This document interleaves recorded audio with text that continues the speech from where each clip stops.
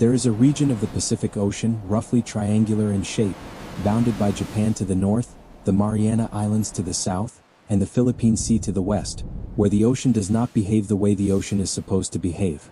Pilots have reported compass deviations over its center that no magnetic chart fully accounts for. Ships have disappeared from its surface without distress signals, without wreckage fields, without explanation. Fishing fleets that have worked these waters for 1800 years have built their calendars around its productivity and their funeral traditions around its losses. It appears on Japanese maritime charts under a danger designation that has been continuously renewed since 1952. Western writers named it the Devil's Sea. The communities that fish it have always simply called it the fishing ground. Both names describe the same water. The surface of the Dragon's Triangle on a September morning presents itself as a navigational problem of moderate complexity. The Kuroshio Current, the Pacific's answer to the Gulf Stream, carrying 55 million cubic meters of water per second northeastward along Japan's eastern coast, reaches its highest surface velocity in this zone, between 1.4 and 1.8 meters per second depending on the season. The North Pacific swell arrives from the northeast at 12-second intervals, 3 to 4 meters significant wave height under standard late September conditions. These are manageable numbers. They are the numbers a navigator reads from the tide tables and the weather reports and the barograph. They are the numbers that do not explain what happens here. What the tide tables do not contain is the standing wave interference field. When the Kuroshio surface velocity generates a counterswell that intersects the dominant northeast swell at an angle of 42 to 48 degrees, the wave patterns interact through constructive interference. At the saddle points of this interference geometry, wave heights concentrate to levels no single swell system could produce independently. The Jamstek wave measurement buoy at this coordinate has recorded saddle point events reaching 8.4 meters with no storm, no typhoon, no elevated wind warning. The waves arrive at 4.1 second intervals. 4.1 seconds is the resonant period of a 54-meter vessel in beam-on configuration. Every fishing vessel of that class lost in this zone between 1950 and 1991 was between 48 and 61 meters in length. The Kuroshio does not announce its current reversals. The interference field does not signal before its saddle points form. The Dragon's Triangle surface is quiet, blue, and photogenic under morning light. This is not deception. The ocean has no intent. It is the condition that separates what the surface shows from what the instruments below it measure, and what the instruments measure from what kills the vessels above. 1,732 sunrises have occurred over this zone since the Ko Maru No. 5 disappeared on September 24, 1952. Each one has illuminated the same wave field, the same Kuroshio, the same 4.1 second resonant geometry. The surface has not changed. The instruments that now measure it have. What most people never consider about the Kuroshio current is that the same thermal energy it carries northeastward past the Dragon's Triangle is released into the atmosphere over the North Pacific and falls as rain over Japan, China, and Korea. The same current that generates these lethal waves is the primary driver of the monsoon rainfall that fills the rice paddies feeding over 1 billion people. The mechanism that kills and the mechanism that feeds share the same water, the same temperature, and the same indifference to either outcome.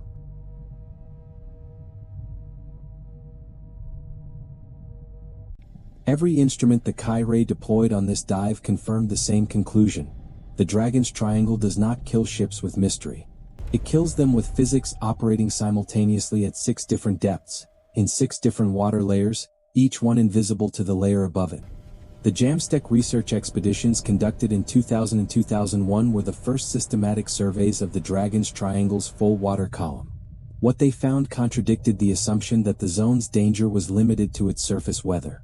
The discoveries accumulated in sequence. At 280 meters depth, a biological scattering layer dense enough to return a false bottom echo on standard depth sounding equipment. The same technology used on every vessel lost in this zone before 1960. Ships navigating toward what they believed was shallow water were in fact over 5,000 meters of open ocean. At 600 meters, a persistent mesoscale eddy 80 kilometers in diameter, rotating counterclockwise, generating surface current anomalies that no tide table from 1952 predicted. Ships experienced unexpected current set with no meteorological cause visible. Their charts were accurate. The ocean had simply reorganized itself below them. The oxygen minimum zone at 880 meters depth concentrates biological productivity in a narrow chemical band, creating the scattering layer that deceives sonar above it and fueling the food chains that attract the tuna and billfish that brought the fishing fleets here in the first place. The fish that built the Dragon's Triangle's economy are a product of the same geological and chemical system that destroys the vessels that come to catch them. The Dragon's Triangle is fertile because it is geologically violent. The fish and the danger share the same source. At 1,380 meters, the Suyo Seamount hydrothermal vent field, currently registering hydrogen sulfide concentrations 60% above the 2001 baseline, its borehole temperature risen 12 degrees Celsius since 2009. The vent is intensifying. The mechanism is the subducting Pacific Plate, descending beneath the Philippine Sea Plate at 5.2 centimeters per year, its stored oceanic water being cooked out by geothermal pressure and driven upward through the Isobonan Ark's volcanic plumbing. This machinery has been running continuously for 48 million years and has no scheduled maintenance. At 3,200 meters, methane hydrate fields with dissociation pockmarks 11 meters in diameter indicating past release events. A single documented dissociation at this site released an estimated 40,000 cubic meters of methane, sufficient upon reaching the surface to reduce seawater density below the buoyancy threshold of a steel-hulled vessel. No distress signal precedes a loss to methane dissociation. The ship is simply no longer floating. What the recovered instruments from the Dragon's Triangle's lost vessels would have shown is water density readings that contradict everything the navigator believed about where the ship was. The instruments were never recovered. There were no instruments capable of measuring this until 2001. The methane hydrate deposits locked in the seafloor below the Dragon's Triangle belong to a class of ice-like compounds that only exist under specific combinations of cold temperature and crushing pressure. And within each cubic meter of that frozen seafloor, compressed and waiting, is enough natural gas to fill 160 cubic meters of storage at the surface. Global seafloor hydrate deposits are estimated to exceed all known conventional fossil fuel reserves combined, and the Dragon's Triangle sits directly above one of the Pacific's most active destabilizing fields, with a new methane plume confirmed this morning that was not present in the last survey 17 years ago. The Kao Maru No. 5 left Yokohama on September 22, 1952, carrying 9 scientists from the Japan Meteorological Agency and 22 crew, dispatched to investigate a pattern of disappearances that had already claimed 5 vessels and over 200 lives in this zone since 1950. At 11:42 Japan Standard Time on September 24, the radio operator transmitted a routine position report. Sea state manageable, heading 127, speed 8 knots, barometric pressure 1007 hectopascals and stable. 23 words. No distress language. The transmission ended. The radio station at Katsura waited for the next scheduled contact at 1400 hours Japan Standard Time. It never came. A search found 1 oil slick and a single cushion from the mess room. 31 people. No wreckage. No explanation. Japan designated this zone a danger area of unknown cause. The designation remains on official maritime charts today. Between 1950 and 2000, 47 vessels were recorded missing and presumed lost in the Dragon's Triangle primary zone. 673 people unrecovered. 3 categories of physical failure account for every documented case: catastrophic capsize from resonant rolling in the standing wave interference field, structural failure from wave impact exceeding hull design limits, and, in at least 4 cases identified by JAMSTEC geophysicists, possible loss of buoyancy from methane hydrate dissociation. The methane mechanism produces no surface warning, no distress opportunity, and no recoverable wreckage. The ocean floor receives the vessel at a drift-adjusted position 8 to 14 kilometers from the last known radio position. The search finds nothing because nothing is there to find. The survivor testimony from the January 1981 loss of Ryofuku Maru, 3 survivors recovered from 24 crew, describes with precision what the instruments later confirmed mechanically: a barometric pressure drop of 3.8 hectopascals in 22 minutes with no meteorological cause, followed by a change in current behavior, followed by a developing list over 4 to 6 minutes, followed by capsize in under 60 seconds. The sea surface, all 3 survivors stated independently, appeared normal throughout. No rogue wave. No storm. The investigators circled the pressure anomaly and wrote, "Cause, undetermined." JAMSTEC researchers reviewing the file 21 years later recognized the signature immediately. The Dragon's Triangle's mechanism was in the 1981 testimony. The science to read it did not exist until 2009. The resonant rolling mechanism requires no catastrophic wave. At the zone's saddle point period of 4.1 seconds, a vessel of 54 meters in beam-on configuration will roll in synchrony with each passing wave. Each successive roll adds to the previous. After 8 to 12 cycles, 33 to 49 seconds, roll amplitude exceeds stability limits without any single wave exceeding the vessel's design height. The ship is destroyed by repetition. The Dragon's Triangle does not need to hit hard. It hits at the right frequency. The Ko Maru No. 5 was not an ordinary fishing vessel. It was a purpose-built hydrographic survey ship equipped with the most advanced oceanographic instruments available to Japan in 1952, sent specifically to solve the Dragon's Triangle. It carried the scientists, the equipment, and the government mandate to find the answer. It arrived at the answer's location on September 24, 1952, at 11:42 in the morning, and transmitted its last position report, and the answer found it first. The Dragon's Triangle does not break the laws of physics. It runs them at parameters that every model built to describe the ocean was not calibrated to handle. The difference is precise and measurable. The HICM Global Ocean Model, the U.S. Navy's operational forecast system used for maritime routing decisions worldwide, predicts a significant wave height of 3.2 meters at this coordinate under today's conditions. The standing wave saddle points measured this morning reached 8.4 meters. A model error of 112%. In a maritime routing context, a 112% wave height error is the difference between a navigable sea state and one that exceeds the structural tolerance of every fishing vessel class lost in this zone.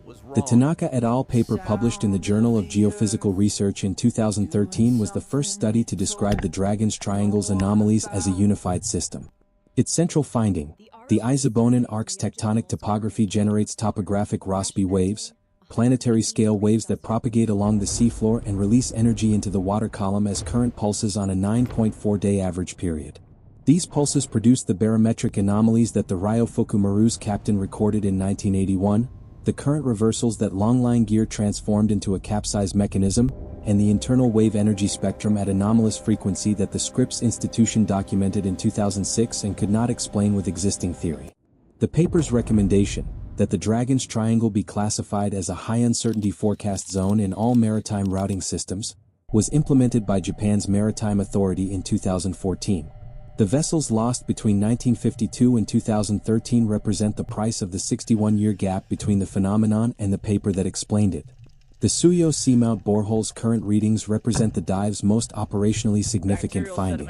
Carbon dioxide concentration at 22 times the 2001 baseline indicates direct magmatic degassing, fresh magma actively releasing volatiles into the hydrothermal system below.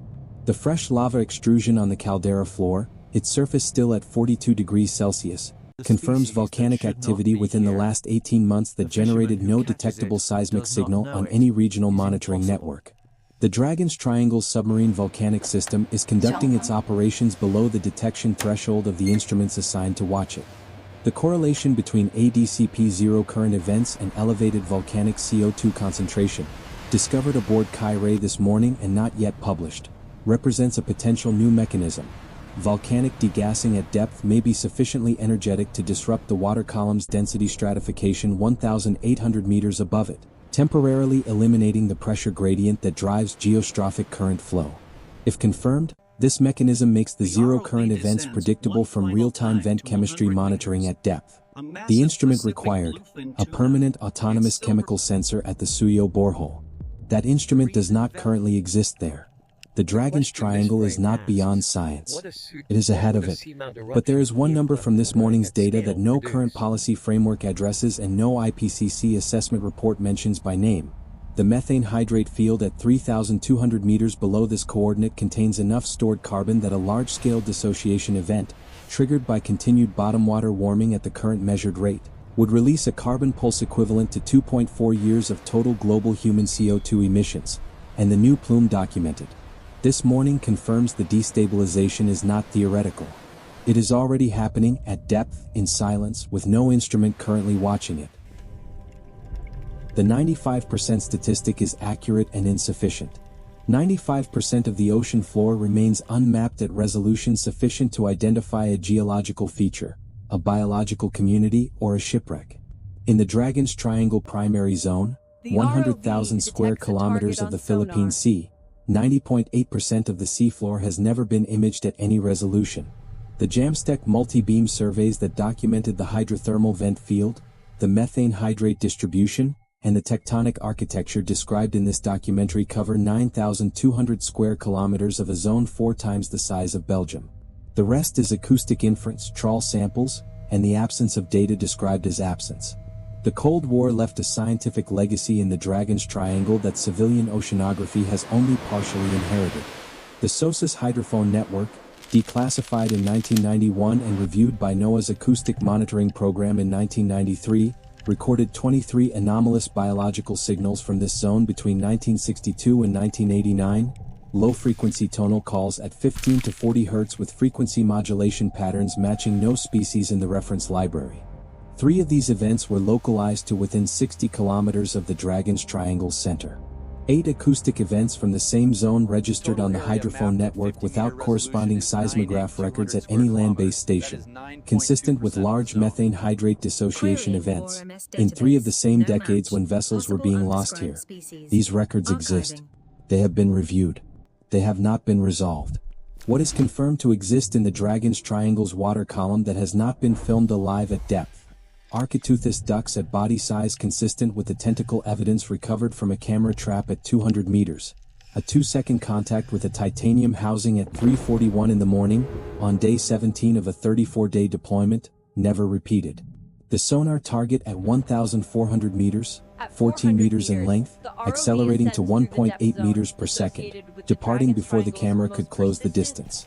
The 2.1-meter unidentified organism that crossed the camera trap frame at 4,500 meters in 2021 for 4.8 seconds.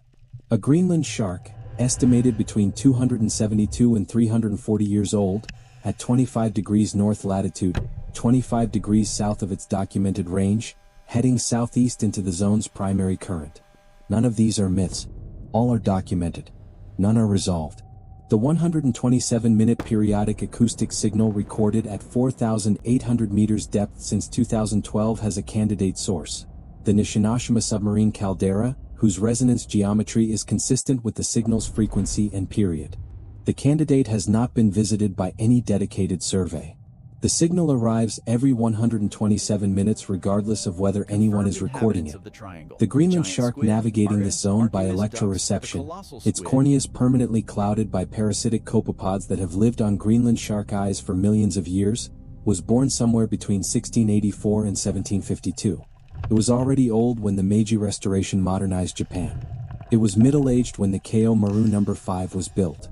It has been navigating this specific acoustic landscape, the Suyo seamounts reflection signature, the eddy boundaries reverberation profile, the Kuroshio's pressure gradient, for longer than any scientific institution studying this zone has existed. Whatever it knows about the Dragon's Triangle, encoded in 3 centuries of behavioral memory, will end when it does, unrecorded, in water that is 90.8% unmapped. The Dragon's Triangle does not end. That is the first thing the science establishes and the last thing the camera confirms. When the vessel departs and the drone goes dark and the data drives leave this coordinate bound for Yokohama, the standing wave interference field continues its 4.1-second saddle point cycle. The Suyo seamount continues emitting 308-degree fluid. The methane plume continues its extension northeast at 3,200 meters. The ADCP continues its 4-second ping interval. The 127-minute acoustic signal continues its arrival schedule. The Dragon's Triangle is not a place that exists when observed. It exists continuously at full operational capacity, with or without instruments present to measure it. The scientific changes that followed the 2013 Tanaka paper were real and they were late. Japan's Maritime Safety Agency rerouted commercial shipping lanes 18 kilometers eastward in 2014, removing 340 commercial vessels per year from the primary interference field. The Japan Meteorological Agency updated its typhoon intensification models in 2016 to incorporate the zone's mesoscale eddy system, improving forecast accuracy by 23% for storms passing through. The Fisheries Agency reduced mandatory barometer monitoring intervals for small vessels in the zone from 3 hours to 30 minutes. These are not small changes. They represent the institutional acknowledgement that a physical system was operating here for 61 years before the science that explained it was funded, conducted, published, reviewed, and acted upon. 673 people disappeared inside that 61-year gap. The Izu Peninsula fishing communities that named this place Riu no Omi in 1261 were not wrong about what they observed. The Dutch navigators who wrote Great Storm Waves Without Wind on their charts in 1640 were not wrong. The Imperial Japanese Navy dispatchers who recorded current reversals without meteorological cause in 1904 were not wrong. All three were accurate descriptions of physical phenomena that required 700 years of scientific development to explain mechanically. The communities that worked this zone before the instruments existed were doing empirical science with their barometers, their long-line behavior observations, and their generational fishing calendars. Some of what they knew, the 2013 paper confirmed. Some of what they know has not yet been written in any scientific paper. What the Dragon's Triangle leaves as its scientific legacy is not a list of solved mysteries. It is a precise inventory of the distance between observation and explanation, between the phenomenon and the instrument capable of measuring it, between the loss and the mechanism that produced it. The Ko Maru No. 5 disappeared 72 years ago. Its wreck has never been found. Its 9 scientists never published their findings. The mechanism that destroyed their vessel was confirmed by peer-reviewed research in 2013. The monitoring gap that allowed the mechanism to remain active and dangerous for 6 decades has been partially closed. Partially. The fresh lava on the Suyo Seamount caldera floor is still at 42 degrees Celsius as this vessel clears the zone. The borehole is still emitting fluid at 22 times its 2001 carbon dioxide baseline. The methane plume is still extending northeast at 3,200 meters with no real-time instrument watching it. The Hakijajima seismograph, 186 kilometers from the caldera, cannot detect the microseismicity of a magmatic intrusion below its magnitude threshold, the same threshold that the 1952 Myojin Knoll eruption exceeded with a tsunami that struck the Japanese coast 1.4 hours later. The monitoring system assigned to watch the Dragon's Triangle's volcanic infrastructure today would provide less warning than the 1952 system provided on the day it was already too late. The science arrived. The instruments have not yet caught up with what the science found. The Dragon's Triangle is still, in the most operationally precise sense of the word, ahead of the technology assigned to understand it.